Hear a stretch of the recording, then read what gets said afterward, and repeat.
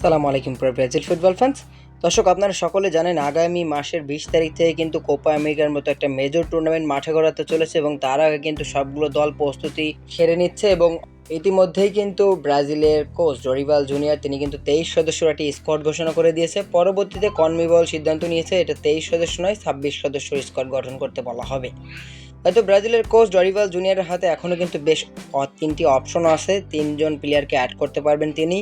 এবং এরই মধ্যে কিন্তু নেইমার জুনিয়র কিন্তু এই স্কোয়াডে নেই। আপনারা সকলে জানেন, নতুন করে বলার কিছু নেই। তাই এরই মধ্যে কিন্তু নেইমার জুনিয়রকে নিয়ে নেইমারদেরই সাবেক কোচ তিতে 2022 বিশ্বকাপে ব্যর্থতার পর তিনি পদত্যাগ করেছিলেন এবং তারপর থেকে কিন্তু তিতেকে আর দেখা যায়নি ব্রাজিলের ডাগ আউটে। তবে তিনি যে তার খেলোয়াড়দের অনেক খোঁজখবর রাখেন এই কথাটির মাধ্যমে স্পষ্ট হয়ে গেল। মূলত তিনি নেইমার জুনিয়রকে নিয়ে একটা কথা বলেছেন, যে কথাটি কিন্তু রীতিমতো এখন সোশ্যাল মিডিয়াতে ভাইরাল। তো চলুন দেখি তিনি নেইমার জুনিয়রকে নিয়ে কী কথা বলেছে। তিতে বলেছেন, আমি বিশ্বাস করি নেইমার কোপা আমেরিকা খেলবে, কারণ সে জাতীয় দলে ফেরার জন্য অনেক চেষ্টা চালিয়ে যাচ্ছেন। তার সাথে আমার ফোনে কথা হয়েছে, সে বলছে তার জীবন দিয়ে হলেও ব্রাজিল দলের মান সম্মান রক্ষা করবে।